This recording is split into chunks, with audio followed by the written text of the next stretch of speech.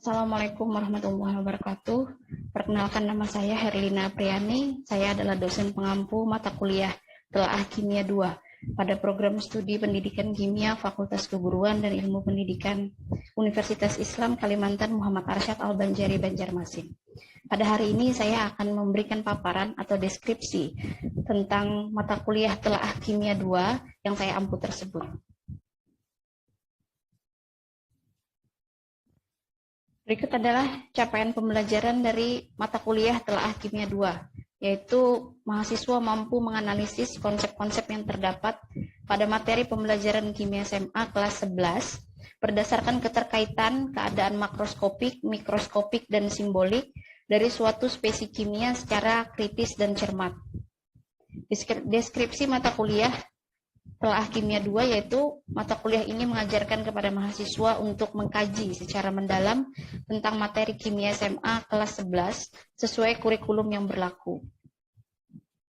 Materi pembelajaran kimia tersebut meliputi hidrokarbon, minyak bumi, termokimia, laju reaksi, kesetimbangan kimia, larutan asam basa, hidrolisis garam, larutan penyangga, titrasi asam basa, KSP, dan sistem koloid. Nah, materi-materi inilah yang menjadi materi pokok dalam perkuliahan mata kuliah Telaah Kimia 2. Sistem perkuliahan dalam mata kuliah Telaah Kimia 2, perkuliahan dilaksanakan secara daring menggunakan Zoom meeting, Edmodo, dan WA Group. Perkuliahan dilaksanakan dalam 16 minggu yang terdiri dari 14 kali pertemuan kegiatan belajar, 1 kali UTS, dan 1 kali UAS.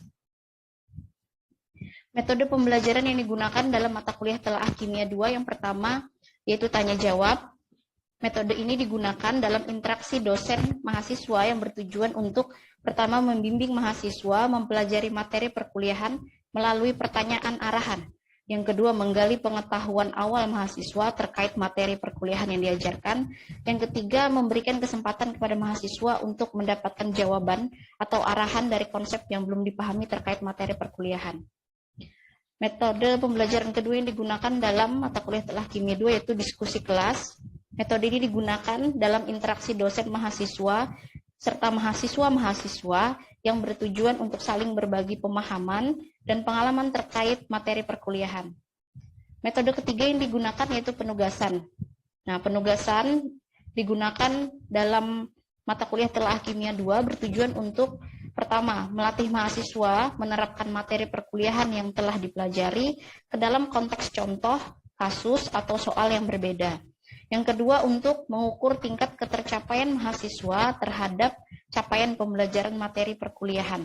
Dan yang ketiga, untuk mengukur tingkat kualitas unjuk kerja dari mahasiswa. Metode pembelajaran keempat yang digunakan dalam mata kuliah Telaah Kimia 2 yaitu ceramah. Ceramah digunakan dalam interaksi langsung yang bertujuan untuk menyampaikan materi perkuliahan berbasis pendekatan induktif. Jadi, melalui metode ceramah berbasis pendekatan induktif dalam mata kuliah Telaah Kimia 2, dosen terlebih dahulu memberikan stimulus berupa contoh spesifik, ilustrasi, narasi, data tabel, grafik, gambar, atau video, kemudian membimbing mahasiswa membuat generalisasi berupa konsep umum atau rumus, sehingga mahasiswa terlibat aktif dan kritis dalam membentuk atau mengkonstruk sendiri pengetahuannya. Tujuan ceramah berikutnya yaitu memberikan pengayaan terkait materi perkuliahan. Yang ketiga, menyisipkan dan mengaitkan sikap positif yang relevan dengan materi perkuliahan. Kemudian menyisipkan dan mengaitkan karakter religius dalam proses pembelajaran. Jadi dalam perkuliahan mata kuliah Telaah Kimia 2, metode ceramah yang digunakan tidak hanya untuk menyampaikan materi dari aspek intelektual saja, tetapi mengaitkan materi dengan sikap positif dan religius agar mahasiswa tidak hanya pandai dalam bidang intelektual, tetapi juga memiliki sikap yang baik dan selalu mengingat akan keagungan Tuhan Yang Maha Esa. Sistem penilaian dalam mata kuliah Telaah Kimia 2 terdiri dari 4 unsur. Yang pertama, harian, sebanyak 15% dari total penilaian, dinilai berdasarkan 3 aspek. Yang pertama, kehadiran. Indikatornya adalah persentase kehadiran dari daftar hadir. Aspek kedua yaitu keaktifan.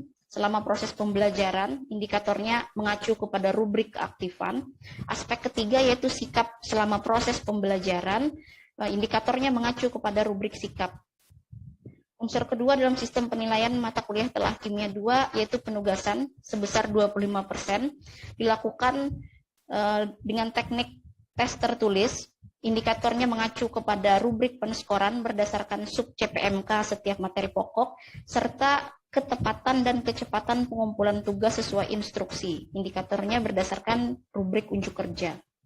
Unsur ketiga dan keempat dalam sistem penilaian mata kuliah telah kimia 2 yaitu ujian tengah semester dan ujian akhir semester. Masing-masing sebesar 30% dilaksanakan menggunakan teknik tes tertulis berupa esai. Indikatornya mengacu kepada rubrik penskoran berdasarkan sub CPMK setiap materi pokok yang diujiankan. Nah, referensi yang digunakan dalam mata kuliah telah kimia 2 adalah sebagai berikut. Karena materi pada mata kuliah telah kimia 2 adalah materi-materi kimia SMA, maka referensi yang digunakan pun merujuk kepada buku-buku kimia SMA, ditambah dengan buku-buku kimia yang relevan dengan materi perkuliahan serta dari artikel hasil penelitian. Bagaimana contoh perkuliahan mata kuliah telah kimia 2? Mari kita saksikan pada tayangan berikut ini. Warahmatullahi wabarakatuh. Waalaikumsalam warahmatullahi wabarakatuh. Karena kabarnya hari ini anak-anak? Baik, Bu. Baik, Bu. Semangat ya. Masih, Bu. Masih, Bu. Nah, bagus. Agar pembelajaran kita pada hari ini tambah semangat, mendapat berkat dan bermanfaat. Sebelum memulai perkuliahan, mari kita berdoa bersama-sama. Kita meminta kepada Tuhan Yang Maha Esa agar melapangkan hati kita dalam belajar, mengampuni dosa kesalahan kita, agar dosa kesalahan kita tidak menghalangi pemahaman kita dalam belajar.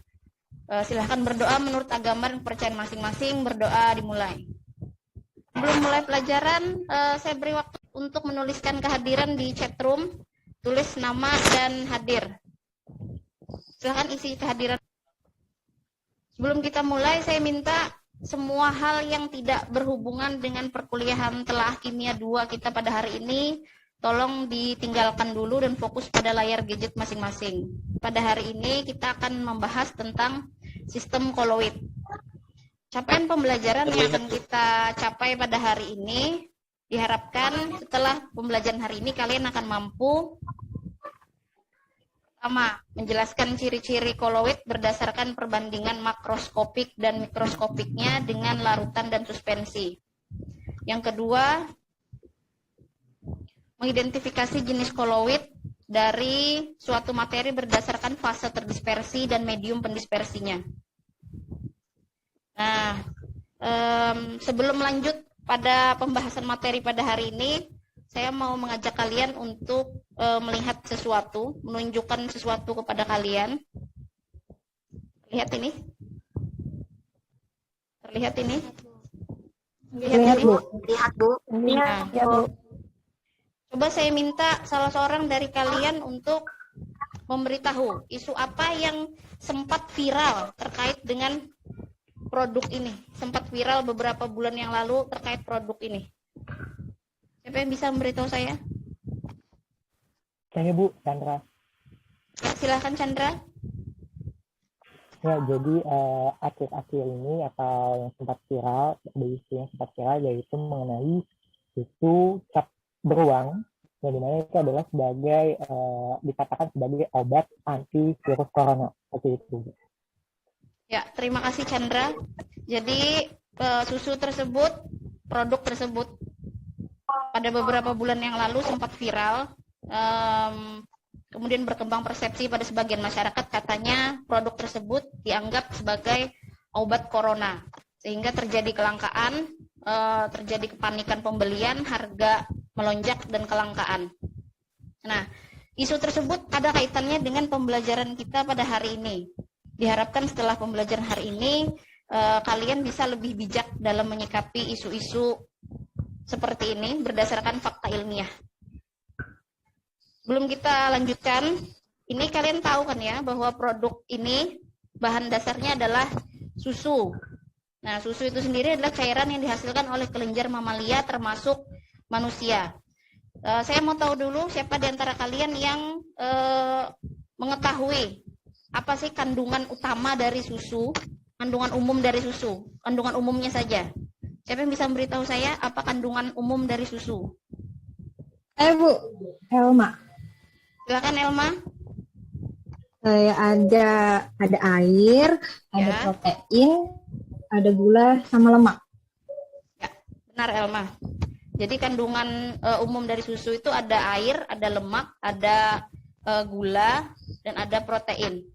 Nah, sekarang susu itu sendiri dalam klasifikasi materi kimia termasuk jenis apa ya? Hari ini kita akan belajar bersama-sama mempelajari susu itu termasuk klasifikasi materi apa dalam materi sistem koloid. Nah, sebelumnya kita harus mengetahui dulu apa sih itu sistem koloid. Nah, perhatikan layar masing-masing ya. Apa sih itu sistem koloid? Sistem koloid yaitu sistem dispersi yang memiliki ciri-ciri di antara larutan dan suspensi, di mana fase terdispersinya menyebar merata dalam medium pendispersi.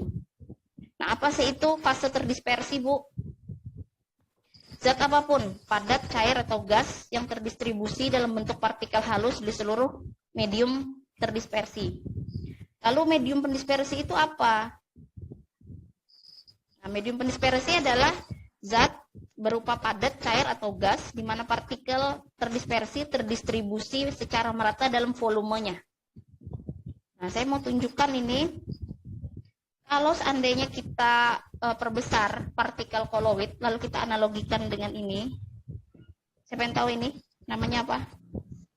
Boba. Boba. Ya, boba Thai tea. Jadi perhatikan minumannya saja, Nak ya. Hanya minumannya saja, terlepas dari apa tempatnya. Jadi ini boba.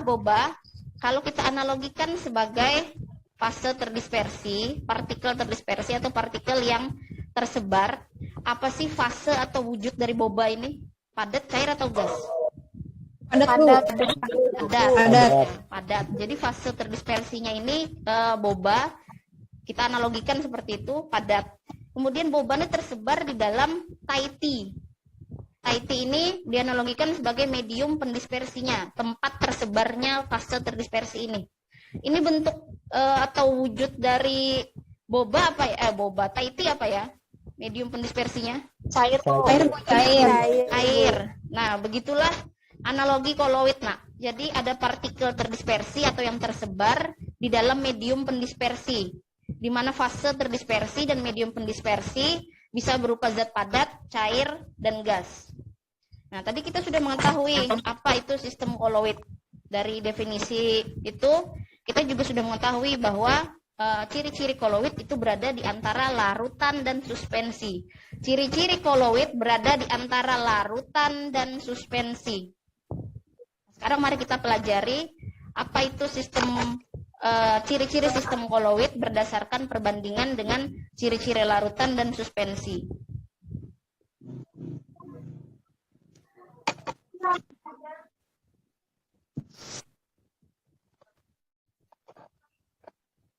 Nah, kita belajar ciri-ciri koloid yang pertama. Saya punya tiga objek di sini. Ada larutan berupa air dan gula. Jadi air dan gula, air dicampur gula, kemudian diaduk rata. Itu adalah contoh dari larutan. Lalu susu segar itulah contoh dari koloid. Kemudian air dicampur dengan tanah. Itu adalah contoh dari suspensi. Sekarang perhatikan larutan gula yang ini ya. Larutan gula yang ini. Kalau setelah kita aduk, kita biarkan beberapa saat, apakah kalian bisa membedakan yang mana airnya, yang mana gulanya? Tidak bisa, Bu. Tidak bisa dibedakan, Bu. Nah, jika tidak bisa dibedakan yang mana air, yang mana gula, larutan itu berarti memiliki ciri-ciri homogen, artinya sama. Sama, sudah tidak bisa dibedakan yang mana air, yang mana gula. Kemudian kita lihat yang suspensi ini, air dan tanah. Apakah kalian bisa membedakan yang mana air dan yang mana tanah ketika itu sudah diaduk?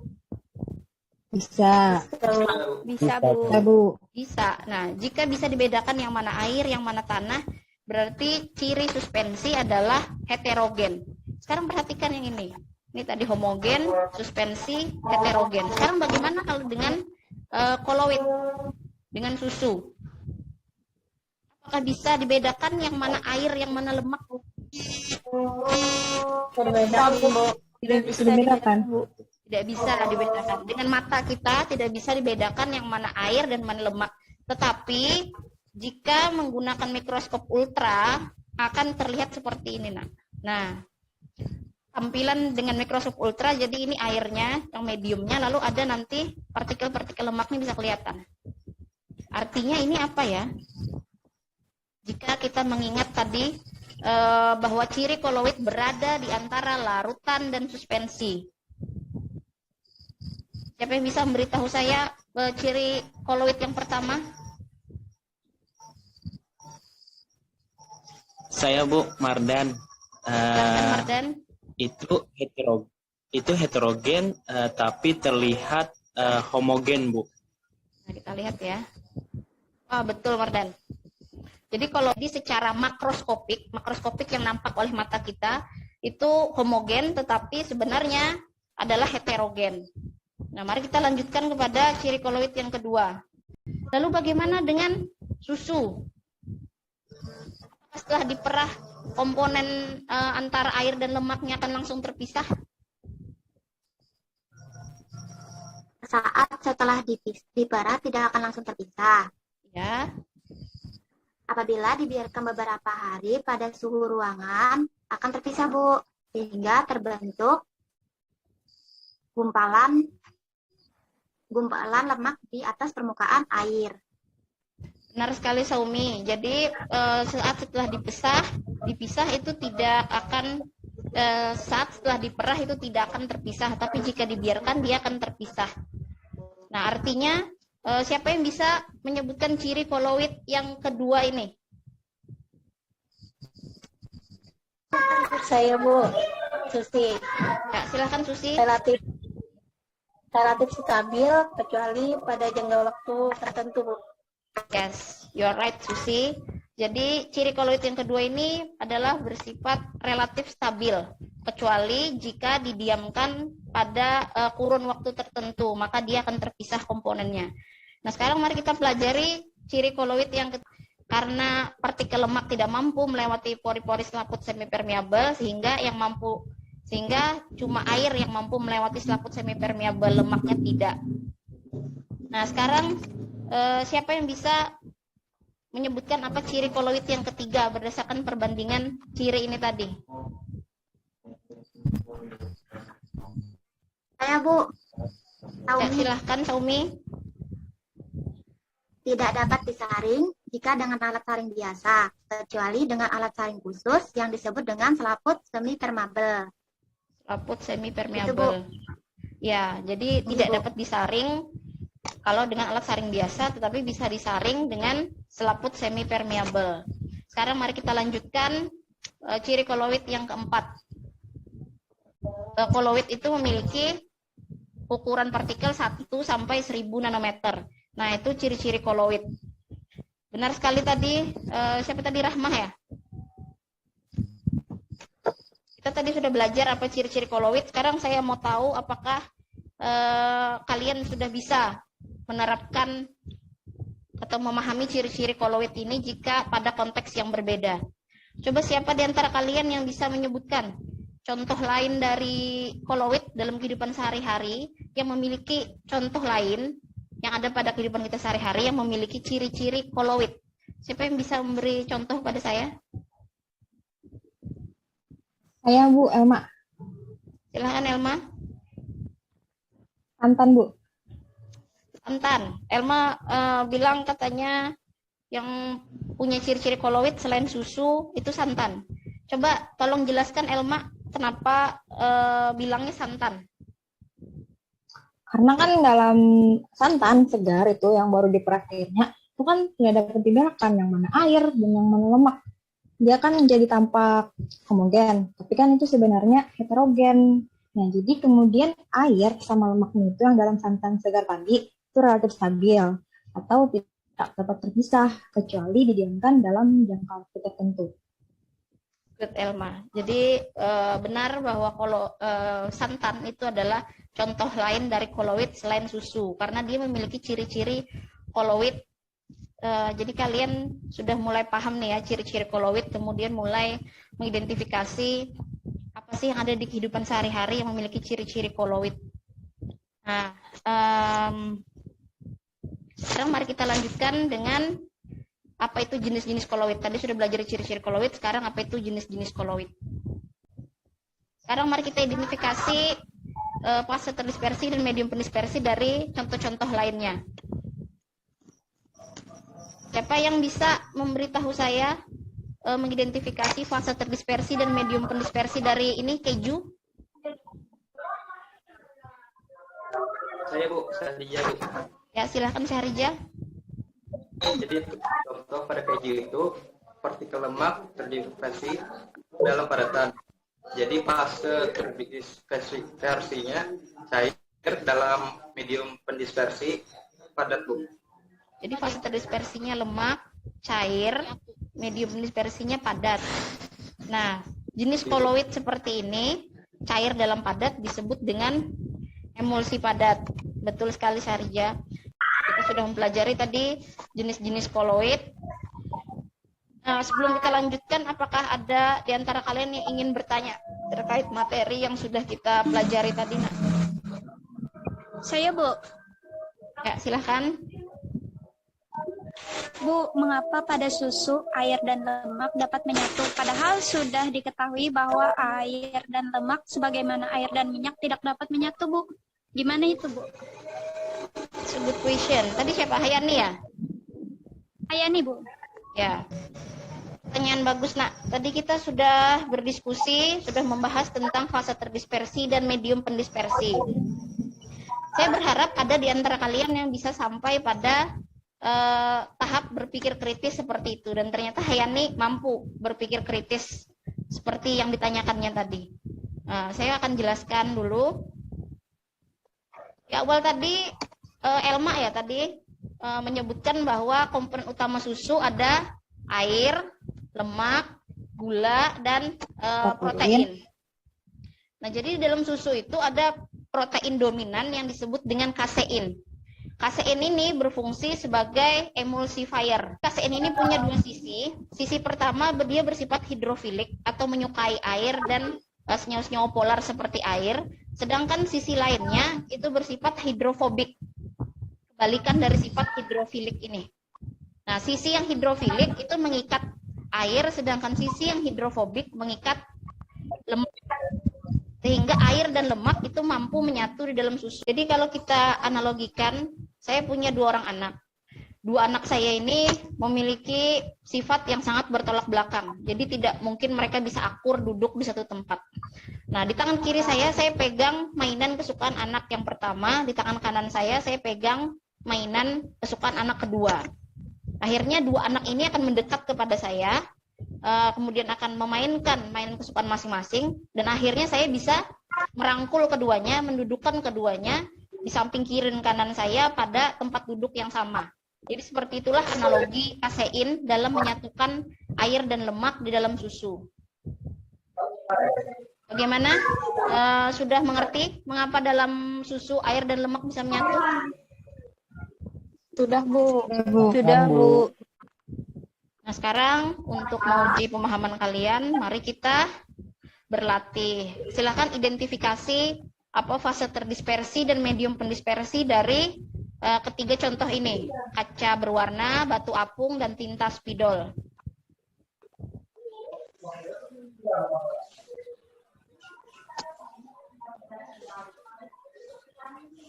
Silakan identifikasi, kemudian tuliskan jenis koloidnya apa. Tadi nomor 3, tinta spidol. Saya, Bu. Okta. Ya, silakan Okta. Fase terdispersinya padat. Pendispersinya cair. Jenisnya sol, Bu. Benar, Okta. Nah, hebat kalian semua ya, sudah mampu memahami materi perkuliahan pada hari ini dengan sangat baik. Nah, ini apa ya? Ini adalah tugas evaluasi materi perkuliahan kita pada hari ini. Tugas ini akan nanti saya share di grup Edmodo kelas kita. Silahkan dikerjakan dan dikumpulkan sesuai dengan deadline yang diberikan. Tadi di awal kita sudah belajar kan ya, apa itu ciri dan jenis koloid. Dan sebelum masuk perkuliahan tadi, saya ada menampilkan produk susu beruang. Susu beruang, ya.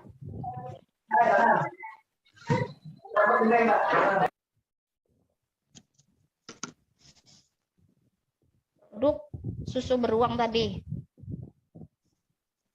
Untuk pengayaan kalian, untuk informasi kalian bahwa semua susu, apakah itu susu cap beruang atau susu cap yang lainnya, terlepas dari apapun mereknya ataupun cara pengolahannya, apakah itu menggunakan pasteurisasi atau menggunakan pemanasan tinggi, lalu dikemas dalam bentuk apapun, apakah menggunakan kaleng atau menggunakan kotak, itu tetap memiliki kandungan utama yang sama, yaitu air, lemak, protein, dan gula. Yang kedua yang perlu kalian ketahui bahwa untuk melawan virus corona itu yang perlu kita lakukan adalah menjalankan protokol kesehatan dengan baik, juga harus meningkatkan sistem imun tubuh kita.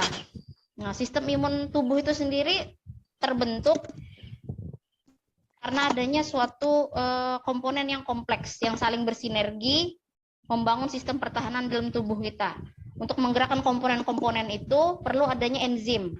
Untuk menunjang kerja enzim perlu adanya vitamin C, vitamin D, terus mineral-mineral yang lain. Nah, vitamin dan mineral bisa kita dapatkan dari berbagai sumber makanan ya, atau dari berbagai susu yang lain. Jadi tidak hanya dari susu cap beruang, tapi juga dari susu lain atau dari bahan makanan lain. Nah, jadi kita ini patut bersyukur kepada Tuhan Yang Maha Esa karena sudah menganugerahi manusia ini dengan sistem kekebalan tubuh sebagai proteksi alami. Nah, sebagai insan akademika, isu tersebut memberi pelajaran kepada kita bahwa sebagai orang yang terpelajar itu harusnya mendahulukan literasi ketika menerima isu-isu agar tidak terjadi kepanikan, menjadi korban iklan dan hoax yang menggelembungkan informasi. Jadi kembali lagi kepada sains, kembali kepada alam. Nah, jadi ini sekarang waktu kita sudah hampir habis ya. Sebelum kita akhiri, siapa yang bisa memberitahu saya apa rangkuman atau membuat rangkuman kita pada hari ini, Nak? Saya Bu Chandra. Silahkan Chandra. Ya, jadi untuk ciri-ciri koloid yang sudah Ibu jelaskan tadi, yang sempat saya rangkum tadi, pertama ada heterogen. Jadi ciri-ciri koloidnya adalah heterogen tapi nampak homogen. Jadi artinya itu secara makroskopik dia terlihat homogen, namun secara mikroskopik sebenarnya itu heterogen. Itu adalah ciri pertama.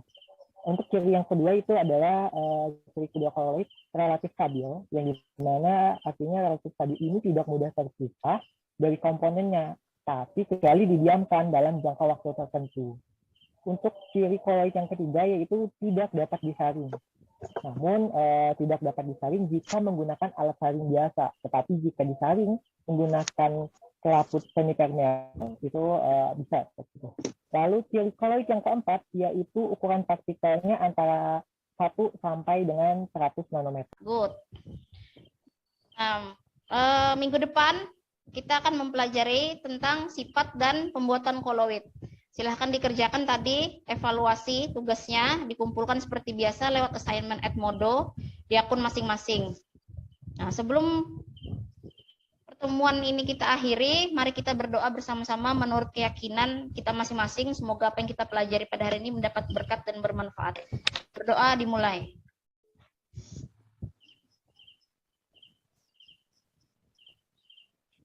Ya, berdoa selesai. Sebelum meninggalkan Zoom, ada sedikit pantun dari saya untuk menutup perkuliahan pada hari ini. Oke, Mbak Ika orangnya julid, pergi ke pasar bersama Mbak Nana. Hari ini kita belajar sistem koloid. Semoga kita menjadi cerdas, arif, dan bijaksana. Nah, saya minta maaf apabila ada kesalahan kata. Wassalamualaikum warahmatullahi wabarakatuh. Waalaikumsalam Waalaikumsalam warahmatullahi wabarakatuh. Terima kasih Ibu. Terima kasih banyak Ibu. Terima kasih.